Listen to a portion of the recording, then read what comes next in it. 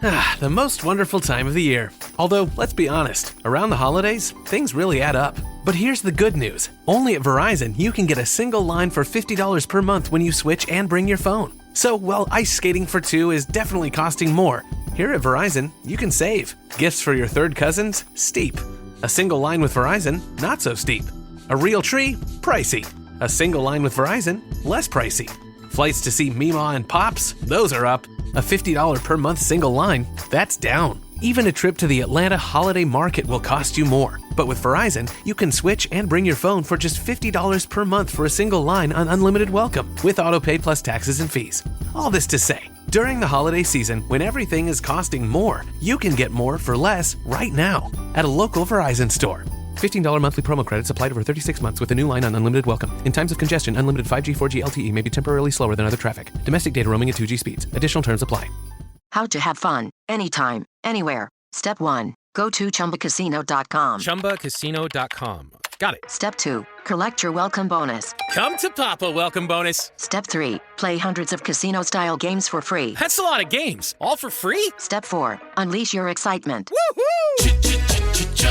Chumba Casino has been delivering thrills for over a decade. So claim your free welcome bonus now and live the Chumba life. Visit ChumbaCasino.com. VGW Group. No purchase necessary. Void where prohibited by law. See terms and conditions. 18+. Previously on the Pavement Top 50. Last week, we talked about the final four in a Rushmorean manner. 4 songs, 4 faces. This time out, we're into the Olympic medal podium realm. Today is bronze. So Gold Sounds is your number 3 song on the countdown. On the podium, but not quite a gold or a silver. What do you have to say on behalf of Gold Sounds, Hugh from Northern Virginia?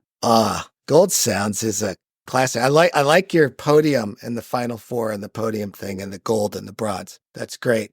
I really like Gold Sounds. It's not like my super go-to favorite, but I love it. And the part that I really like is near the end when he says, "So drunk in the August sun." And it just hits me so hard. And I don't know why. Hey, this is Westy from the rock and roll band Pavement, and you're listening to The Countdown. Hey, it's JD here, back for another episode of our Top 50 Countdown for seminal indie rock band, Pavement. Week over week, we're going to count down the 50 essential Pavement tracks that you selected with your very own top 20 ballots. I then tabulated the results using an abacus and a frog that, when kissed, turns into an even bigger abacus. How will your favorite songs fare in the rankings? You'll need to tune in to find out. So there's that. This week, I'm joined by Pavement superfan Jeremy. Hello. Jeremy, how you doing, motherfucker? I'm good, thank you. I'm live from Toronto as you are. That's right. This is kind of cool to be talking to somebody in the sphere. Yeah, for sure. Yeah. Well, let's get right into it. I want to know, as a fellow Torontonian, your Pavement origin story. Now, note, I didn't arrive here until 94, so I came from a very small town, and, anyway, Toronto changed my world, but I didn't actually move to the city till 1997, so we're going to go back to my origin in London, Ontario. Oh, cool. Okay. And so I just sort of wrote down some thoughts about this. So I'll start talking. Let me know. Interrupt me when you need. Yeah, absolutely. So I've always been very into music, even when I was very small. And I was already into some underground music when Slanted and Enchanted came out. I was 17. Damn. I heard about things from a combination of like magazines and a sort of 1980s like harsh record store clerk guys that would hip you to something that was cool because they would be blasting like Big Black or the Replacements at top volume and kind of ignoring you as you have your like used cassette you're trying to buy for $4 or something. But so I would go downtown London and go to these shops. There was one called The Record Dealer. That was my favorite one. There's a couple different ones. And then I would just hear these weird things that weren't on Much Music, which for our foreign listeners is Canada's MTV. That's right. or the radio. I also was like a skateboarder in the 1980s, and this got me into lots of music. They'd write about bands that were on SST a lot in Thrasher magazine. Okay. So I heard Sonic Youth and Dinosaur Jr., Firehose, Black Flag, Minor Threat. Not that they were on SST, but like that sort of thing. And then like as it was sort of early 90s, like Soundgarden, for instance, was on SST. So I kind of got into that kind of stuff, and then sub pop grunge kind of stuff.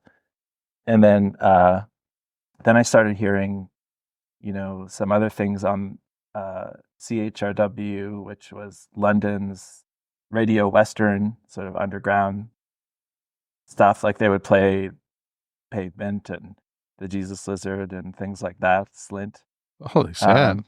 So in the 90s, for me, like growing up in London, it's not like Toronto where everything is super available to you, but not a super small town, so kind of a halfway, But Spin magazine was amazing. I'd buy it every month and I'd read it cover to cover.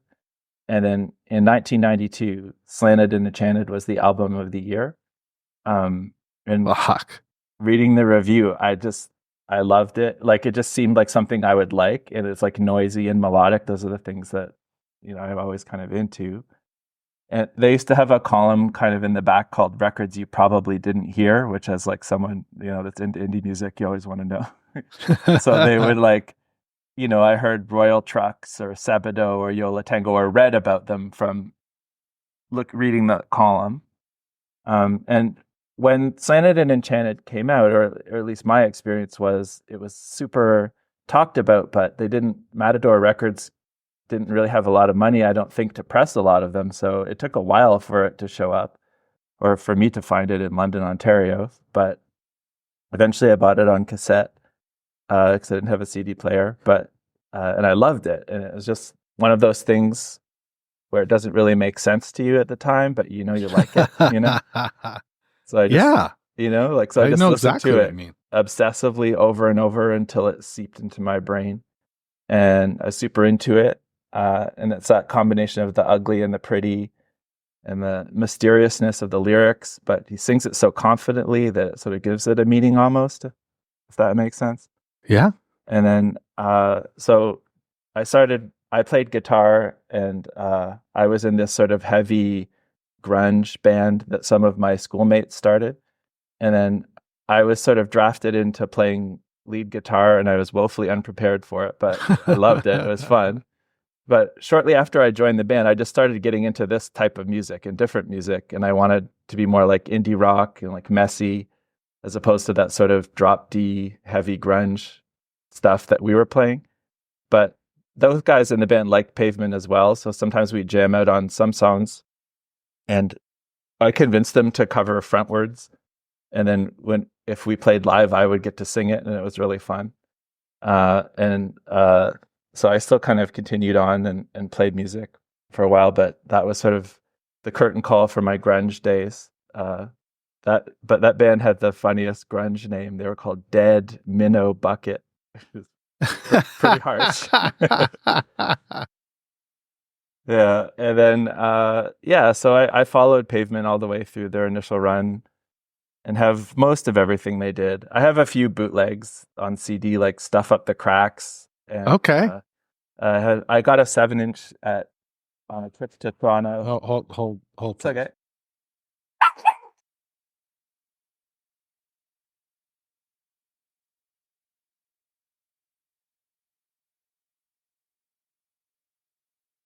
Sorry. All good. I have a dog that's sleeping behind me. But yeah, I got so I was just saying, I sort of followed Pavement through their career, and then have most of the things on CD. I got some bootlegs, like Stuff Up the Cracks, some other ones. And I remember finding in a record store a bootleg 7-inch of the Peel sessions they did, which I still have, like that circa 1762, like that Peel, that early. I think that's the first Peel session. Anyways. So yeah, CHRW, was excellent. And they played a lot of that stuff, and I got into a lot of that music.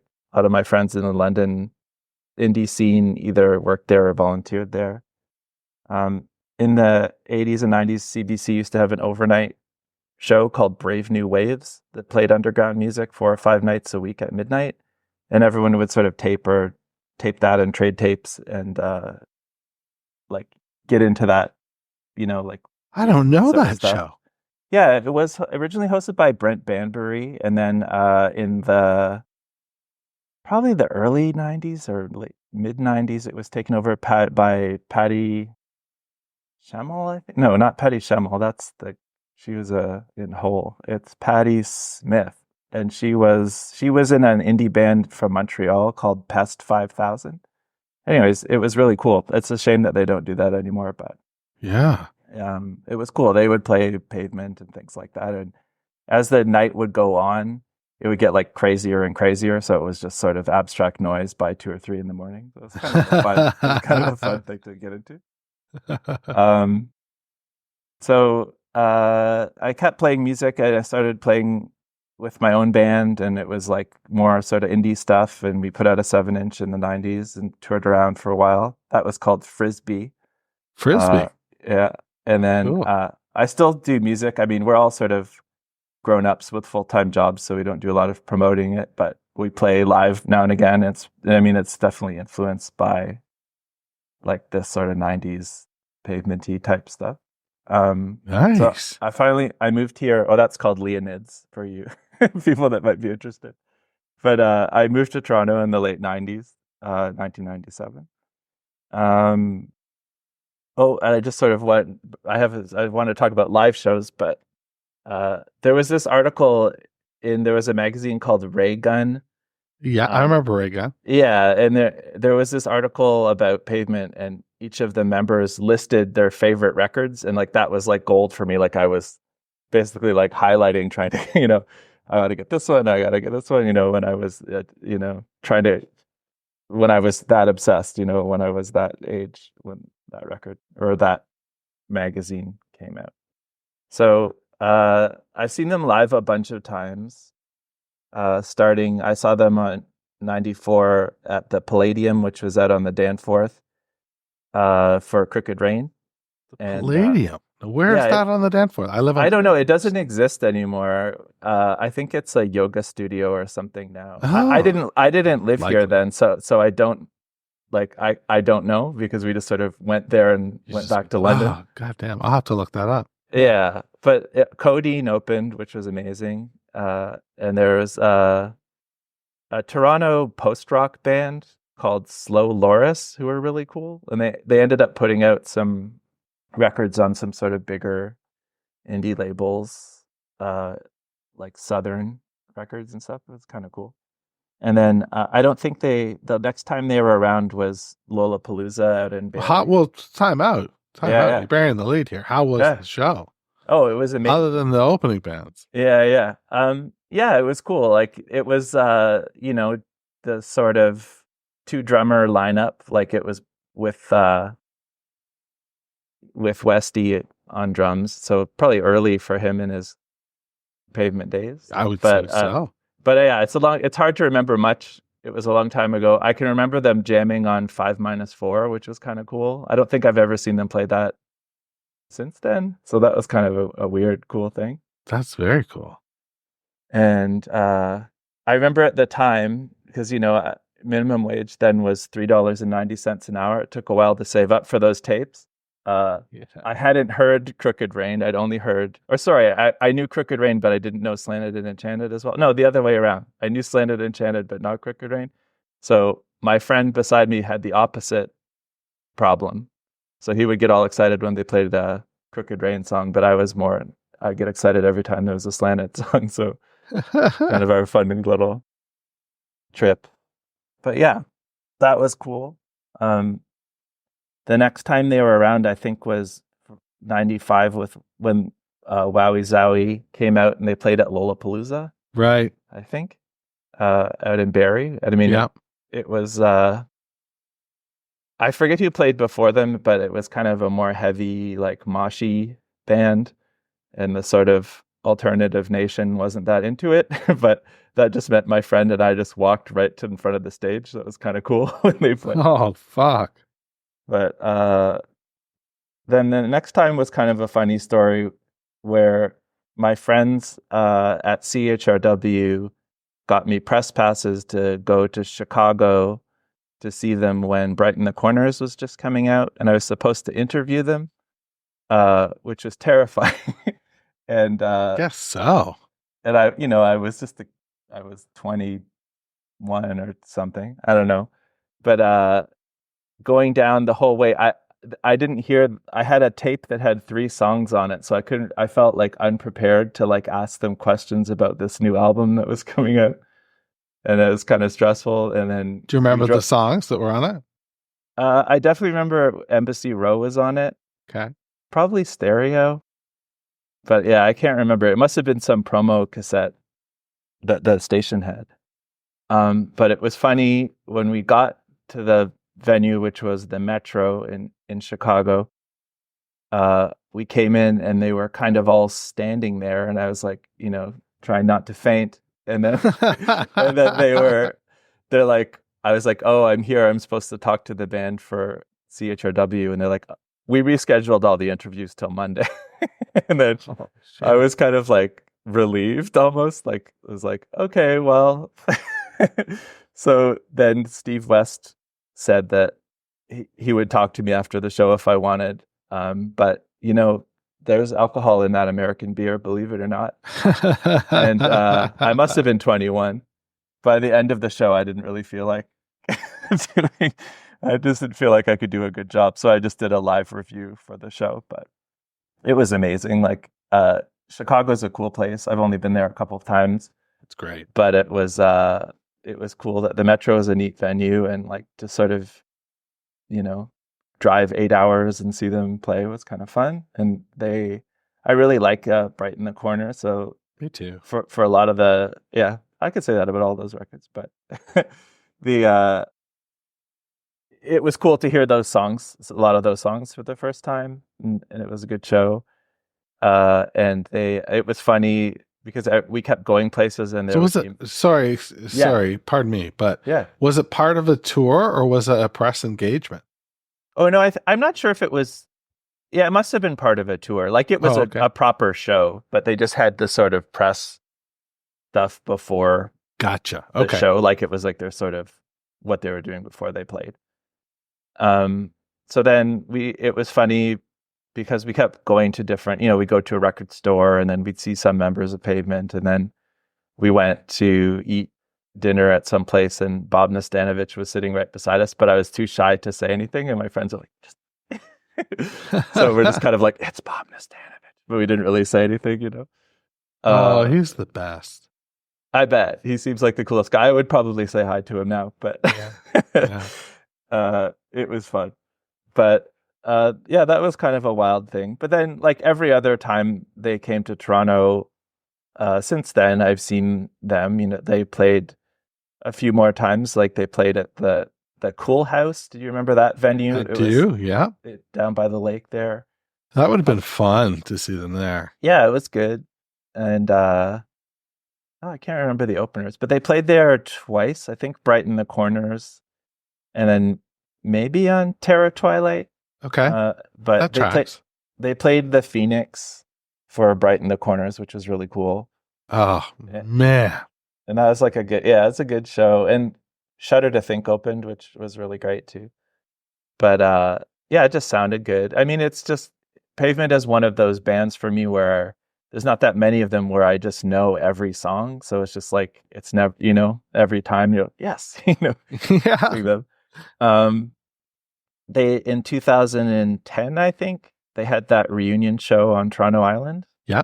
And that was really fun. My wife and I went to that and had a great time. It was shortly after, I think it may have been one of the first things we did after our son was born, where we like left him alone for a while, which was correct. I missed that show because I was living in San Francisco at the time. Oh, yeah? And while I was there, they did the reunion show in Stockton with Gary. Oh, wow. And I couldn't get anyone that I worked with to go with me. So I didn't want to drive to Stockton by myself. And I didn't go. Oh, bummer. Yeah. Yeah, it would have been good to see that Gary era. He's such a unique drummer. Absolutely. Such a weirdo. It would be cool to see. Anyways, and then I mean, I've seen all the Malkmus shows since, and Spiral Stairs. Actually, the last time Spiral Stairs played here, he played at the Dakota, which is a really small. Yeah, he played the Horseshoe, didn't he? Well, he has played at the Horseshoe, but I saw him at the Horseshoe. I thought that was the last time he toured. No, maybe it was the last time. I don't know. But I saw him at the Dakota a few years ago, like pre-pandemic. So however long that was ago. But yeah, that was kind of it's like a little venue. There's a, what's the name of that Toronto band? It's really fall-like. Stuart Berman, the music journalist, is the singer. I don't know if you remember, you know this band. Anyways, they opened up and he got to sing 2 states with them, which was kind of cool. That's fun. Yeah. But yeah, like, so I guess in a long rambling nutshell, that's sort of my Pavement experience, or my sort of Pavement backstory. Yeah, no, that's really cool. Is there a record that is your go-to at this point? I really like, I mean, they're all great, obviously. Yeah, and it changes with the season, probably. Crooked Rain is one that I always it just sort of reminds me of being like 20 years old and like summertime, having fun with your friends, you know, like I like the sequence of it is so good, you know, it starts with Silence Kit and it really doesn't let up, but I love especially that run from Silence Kit to Unfair. It's just so great. But yeah, I guess today that's my favorite one, but you can make a bunch of them. Brighten the Corners, I think, is a really, it's them being a little more focused and mature, and I really like the guitar playing on it as well. But Crooked Rain is the one I guess I always would think of as there's nostalgia dripping from Crooked Rain, and I got into it, you know, in the year 2000. So it's like, it's built into the DNA of that record, because somebody that didn't experience it in context even feels the nostalgia on that record, you know? Yeah, it just feels like summertime, or like, you know, I don't know, to me anyways, it's just like fun. Yeah. You know, free. Yeah, absolutely. Well, should we put a stop to this and talk about song number 2 on the countdown? Wow. Sure. It's a great song. All right. Well, stick around. We'll be right back after this. The most wonderful time of the year. Although, let's be honest, around the holidays, things really add up. But here's the good news. Only at Verizon, you can get a single line for $50 per month when you switch and bring your phone. So, while ice skating for 2 is definitely costing more, here at Verizon, you can save. Gifts for your third cousins? Steep. A single line with Verizon? Not so steep. A real tree? Pricey. A single line with Verizon? Less pricey. Flights to see Mima and Pops? Those are up. A $50 per month single line? That's down. Even a trip to the Atlanta Holiday Market will cost you more. But with Verizon, you can switch and bring your phone for just $50 per month for a single line on unlimited welcome, with autopay plus taxes and fees.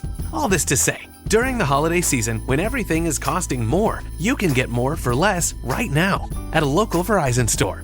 $15 monthly promo credits applied over 36 months with a new line on unlimited welcome. In times of congestion, unlimited 5G, 4G LTE may be temporarily slower than other traffic. Domestic data roaming at 2G speeds. Additional terms apply. It is Ryan Seacrest here. There was a recent social media trend which consisted of flying on a plane with no music, no movies, no entertainment. But a better trend would be going to ChumbaCasino.com. It's like having a mini social casino in your pocket. Chumba Casino has over 100 online casino-style games, all absolutely free. It's the most fun you can have online and on a plane. So grab your free welcome bonus now at ChumbaCasino.com. Sponsored by Chumba Casino. No purchase necessary. VGW Group. Void where prohibited by law. 18 plus. Terms and conditions apply. Hey, this is Bob Nastanovich from Pavement. Thanks for listening. And now on with a countdown. Ghost.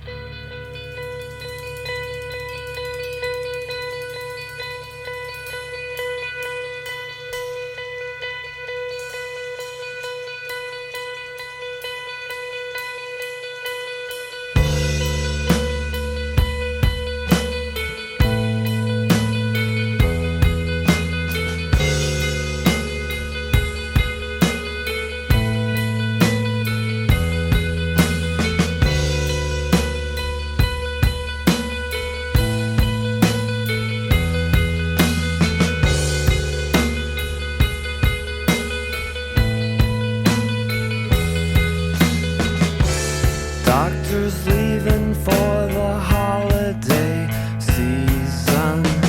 Got crystal ice picks, no gift for the gab. And in the parking lot is a sedan he bought. He never complains when it's hot. He pulled a swollen daughter in a sauna playing contract bridge.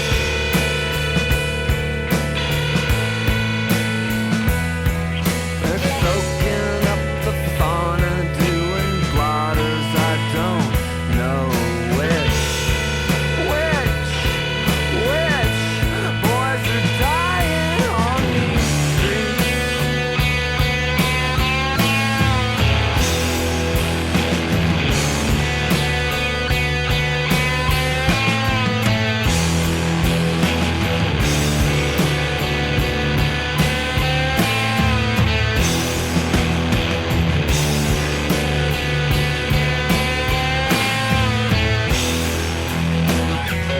I know the medical world could knock you out. So sell the coins that you jade last Thursday. Hey, dine by candlelight and hold your savings tight. You never know when the bridge falls apart. He spoke of latent causes, sterile gauzes, and the bedside morale.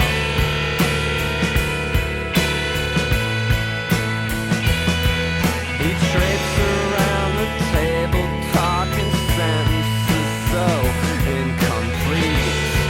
Please, boys are dying on these streets.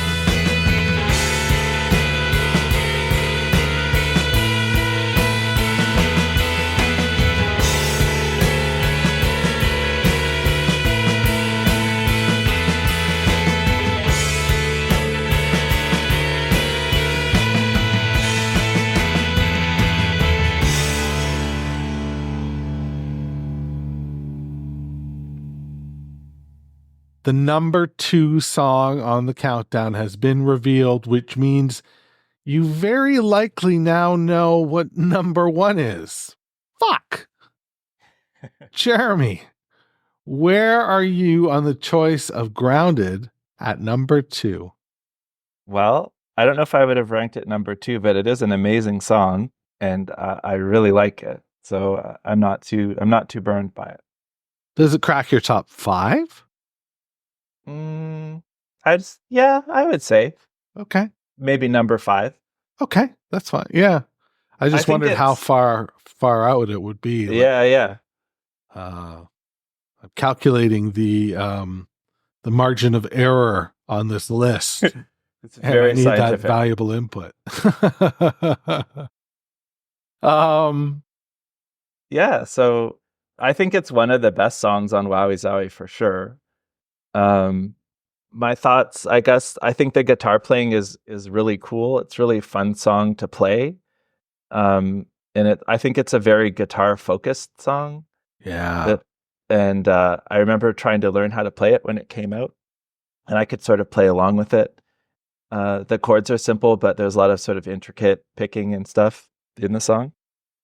I think this is a bit of a window into where Malkmus's songwriting and guitar playing was going. It's not as spazzy as his earlier stuff, but it's kind of planned out. And interesting. Yeah. I think it would be interesting if it was on Crooked Rain as originally recorded, but I think this version is better. I actually had a fun thing that my friends used to play in a band that would cover the song, and I got to sing it live with them once, which was pretty fun. Oh, dude. Shout outs to Cedar, a former band from Toronto. I think the lyrics are interesting. They're sort of like half of a story. It's like a doctor that's bored with his life, or maybe that's just the way he's singing it. And then he gets to the chorus and it's impassioned, but I'm not sure why exactly. Like, what boys are dying on mean streets? And it kind of leaves some space for you to make up your own story, I suppose. Perhaps this is like a well-intentioned person that listens to public radio, making a conversation about something they heard. That's my invented story for it. Oh, I like that. I love the LSD blotter reference. It's just kind of soaking up the blotter. But yeah, that's kind of my thoughts. What do you think of this song? Oh, you have to listen to that episode because, as I mentioned in episode number 4, where we revealed song number 4, Tristan asked me if I to tell him my experience with the song, and I was unable to recall it as I am unable to recall it right now for Grounded. I could tell you that there was something in the on the web or in a book that had little snippets of what some of the songs were about, and I probably leapt off from there, but I don't remember that. I know definitely for Crooked Rain there was that, and I told Tristan that. But I don't know where I got my information for Wowie Zowie. I think, God, I mean, you're right, it's guitar driven. You don't get lyrics until what? You're like 35 seconds in. Mm-hmm. It's dynamite live. Oh, yeah. It's like spectacular live often. Well, not often, but Malkmus will sometimes play it behind his head, which is just fucking awesome to see. I don't know if you tie it in with the title. Like, why did they call it Grounded? Is that like grounded as in you're stuck somewhere? Is it grounded as in, like you ground your children? Which in that case, you're stuck somewhere. I don't know. I really don't. Because there's Contract Bridge. Yeah, these just little snapshots from his life, right? Yeah. I don't know. You never know if it's just like this sort of lyrical pastiche of, ideas coming together.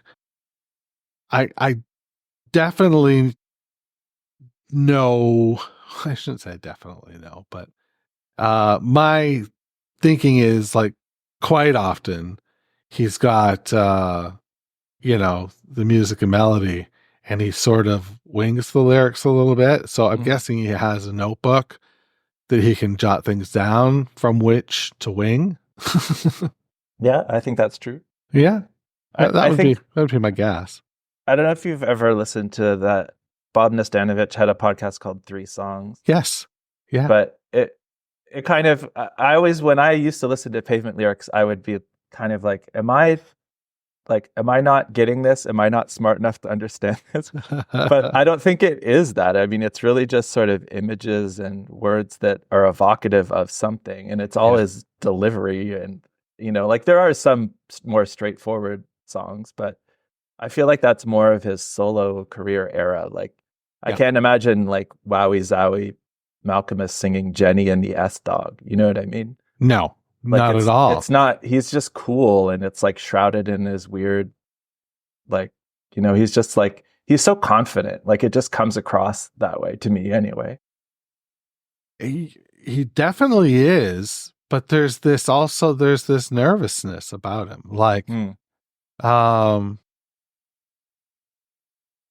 like, I don't know whether he has a bit of social anxiety or, that's stupid of me to speculate, but like, yeah, he can be, you know, like a little standoffish or whatnot. And I don't know what that's rooted in, but you put a guitar on him and put him on stage, and he's absolutely virtuosic, you know? For sure. Yeah. And only like definitely over time. He's always been a great guitar player, but like over time, like he's just gotten more and more. Sure. You know, like that sort of convention. I mean, not in a conventional, like in a boring way, but like he can really play the heck out of his guitar at this point. So when you go to see him play, like it's kind of wild to see, you know, like he has to switch off with the roadie every song because his guitar is going out of tune. They probably have to put it in a refrigerator back there, you know, just to cool it down. Well, Jeremy, is there anything, no, before we do that, I want to ask you if it's at number 2, Grounded. Is it rated, overrated, underrated, just right? I think it's fairly rated. It's one of their most memorable songs. Maybe not my number 2, but I know a lot of people that like Pavement, and it's certainly always in the conversation. So I get it. Yeah. Yeah. And again, it's a live favorite. For sure. So, okay. Interesting. Is there anything that you want to plug? Well, band or otherwise?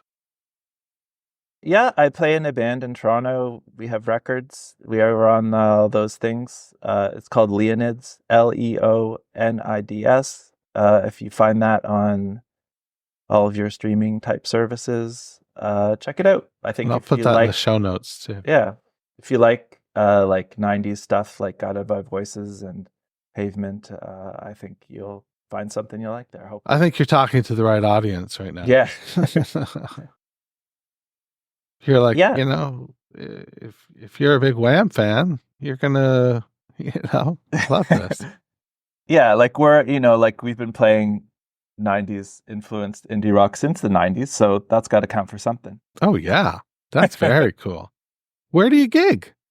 Like the Cameron House, or the Horseshoe, or just wherever we can get in. Like the back room of the Horseshoe, or sorry, the Cameron House. We've played a lot the last few years, but yeah, I don't know. Look, we're all sort of grown-ups with full-time jobs, so we're not touring or playing that often, but a few times a year we definitely play in Toronto. So do you have anything booked?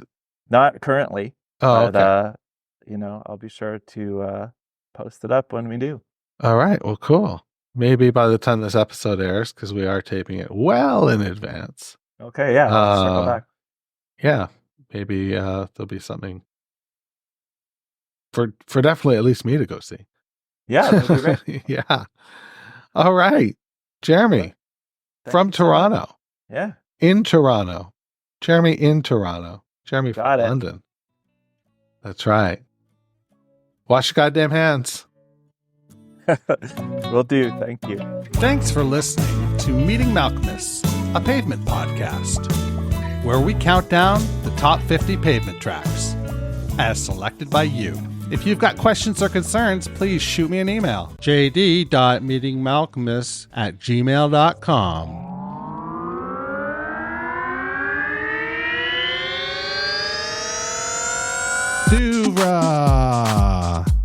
Podcast podcasts and such.